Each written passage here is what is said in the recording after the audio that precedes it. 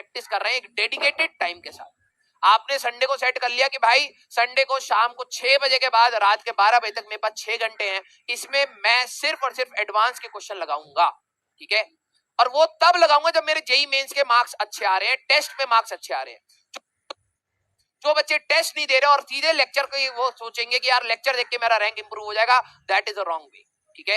अगर आपके टेस्ट में अच्छे मार्क्स आ रहे हैं और आपको लग रहा है कि हाँ यार इतना सफिशिएंट है, 200 मार्क्स आ रहे हैं, धीरे धीरे मैं ग्रो करूंगा, मेंस भी पढ़ लूंगा और अब मेरे को एडवांस की तैयारी भी साथ साथ स्टार्ट कर देनी चाहिए, क्योंकि अगर मेरे 200 मार्क्स टच हो रहे हैं तो that is a safe zone जहां से मैं तैयारी कर सकता हूं।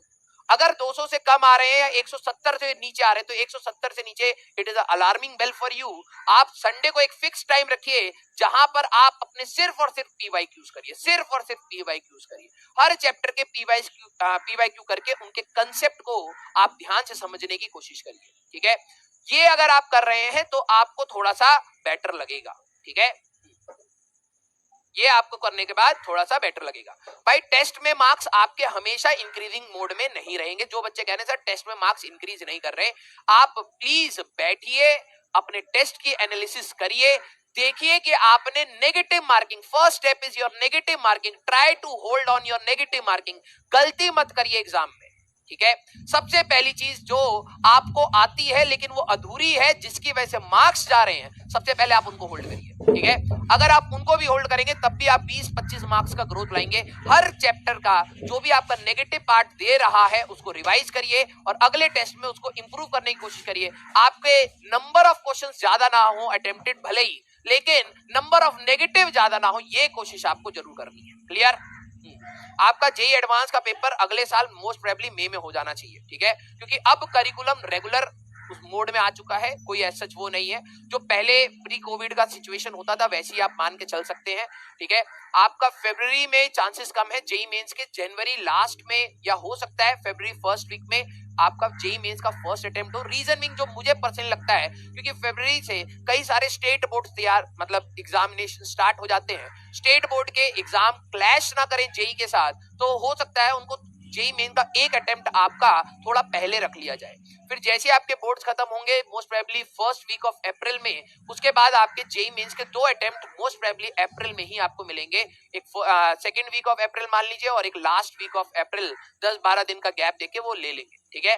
मई में आपका मिड में या 15 से 25 के बीच में आपका एडवांस का पेपर मोस्ट प्रोबेबली होगा, ठीक है, क्योंकि इस बार एकेडमिक करिकुलम में कोई भी डिसरप्शन एज प्रीवियस ईयर्स नहीं है, तो वो नॉर्मेलिटी की तरफ आना ही आना है, ठीक है। तभी आपके एडमिशंस टाइम पर हो पाएंगे, काउंसलिंग टाइम पर हो पाएगी और आईआईटी या फिर कोई भी इंजीनियरिंग कॉलेज का एकेडमिक प्लानर टाइम पर स्टार्ट हो पाएगा। तो ये एज पर प्री कोविड होने ही वाला है, ठीक है। Okay, clear? ओके, हाँ, आपके सीबीएसई के बोर्ड्स के, वही मैं कह रहा हूं, बोर्ड से पहले आप कोशिश करिए कि आपका, ध्यान से सुनिए यार, ठीक है, आपके बोर्ड से पहले, अब आप कोई भी बोर्ड से, ठीक है, अब कोई डेट तो भाई देखो मैं तो डिसाइड करूंगा नहीं, आपके बोर्ड से पहले प्री बोर्ड्स और बोर्ड्स के बीच में आप एक जेई मेंस का अटेम्प्ट एक्सपेक्ट कर सकते हैं, ठीक है। तो अब ये आपका जैन और फेब में कभी भी हो सकता है, चांसेस तो यही है, जैन और फेब में आपका एक अटेम्प्ट आपको यहां पर मिलेगा।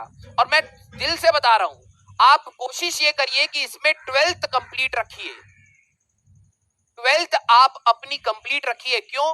अगर आपने 12th कंप्लीट करी है तो जेई मेंस का अप्रोक्सीमेटली 45 to 50% सिलेबस 12वीं का ही है, ठीक है, तो आपका ये सिलेबस कवर्ड होगा और हमारे पास 1 महीना तो अप्रोक्सीमेटली रहेगा, तो 11th का आप 50% भी अगर आप कंप्लीट कर लेते हैं, ठीक है, तो 20-25% अगर आप मान लीजिए 11th का तैयार करके जाते हैं और इतना आप 12th का तैयार करके जाते हैं, तो 70-75% अगर आप तैयारी करके जा रहे हैं फर्स्ट अटेम्प्ट में, तो that is a good sign, ठीक है। और मेरे को पता है आखिरी में जब आपकी रिदम बनेगी तो आप इससे भी ज्यादा आसानी से कर सकते हैं, ठीक है।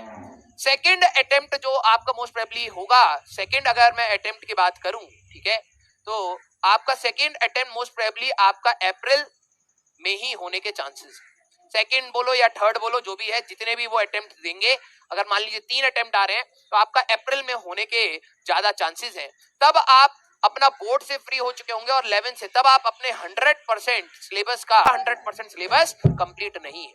अब आपके पास जब टाइम कम है तो अब आप एक्सपेक्ट कर रहे हैं कि दूसरा आपको उतना ही वैसे ही पढ़ा दे, that is never gonna happen. ठीक है, आपको थोड़ी सीरियसनेस रखनी है कि अगर आपकी 11वीं बहुत ज्यादा वॉश आउट है तब 50% कम से कम पढ़ के जाना है। 50% वो है जो ज्यादा आता है या आसान आता है। ठीक है, और अगर आपने 12वीं अच्छी कर रखी है एंड यू हैव टाइम तो आप इससे ज्यादा अप्रोच कर सकते हैं, 50 अबव जितना आप जाना चाहें, लेकिन सेकंड एंड थर्ड अटेम्प्ट में आपको 100% सिलेबस तैयार रखना है। क्लियर क्लियर, हाँ ओके। अब आपको ये लग रहा होगा कि आपके पास अभी बहुत ज्यादा टाइम है। ठीक है, रियलिटी चेक मैं आपको करा देता हूं। ठीक है, फिर हम लोग आज के क्वेश्चंस में ही जाएंगे। अगर अभी हम लोग देखें तो सितंबर मंथ अभी आपके पास है ही, सितंबर, अक्टूबर, नवंबर, दिसंबर एंड जनवरी।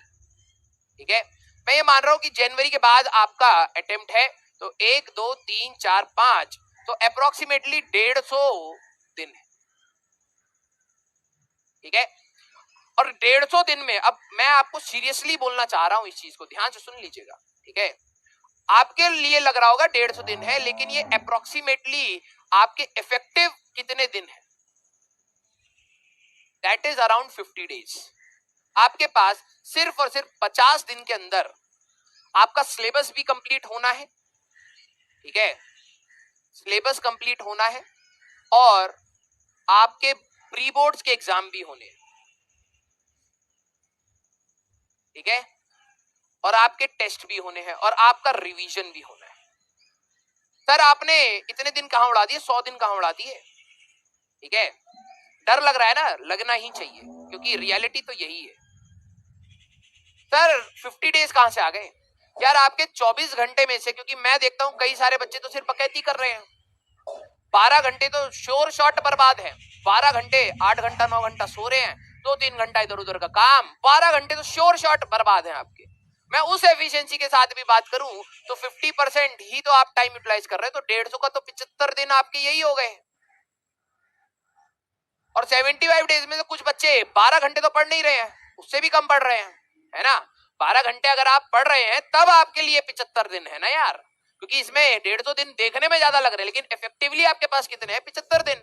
वो भी तब जब आप 12 घंटे पढ़ रहे हैं, लेकिन आप तो उससे कम पढ़ रहे हैं, इसलिए मैंने 50 का बोला आपको। Only 50 days, only 50 days. मान लीजिए 1.5 महीने बाद इफेक्टिवली, जब तक आपकी आंखें खुली है ना, आंखें खुलने का टाइम बता रहा हूं क्योंकि पढ़ी तब पाओगे आप, उसके लिए सिर्फ आपके पास 50 दिन है। ठीक है, उसके लिए आपको दिख लंबा रहा है क्योंकि मोस्ट ऑफ द टाइम आप सोएंगे। जो आपकी आंखें खुली हैं जिसमें आप समय को यूटिलाइज कर सकते हैं पढ़ाई के लिए, वो आपके पास 50 दिन है। 50 दिन के अंदर आपके पास एग्जाम आने वाला है। अब आप कितना सीरियस हैं, किस लेवल का कमेंट करते हैं, मैं सारे कमेंट्स देखता हूं भाई क्लास के बाद।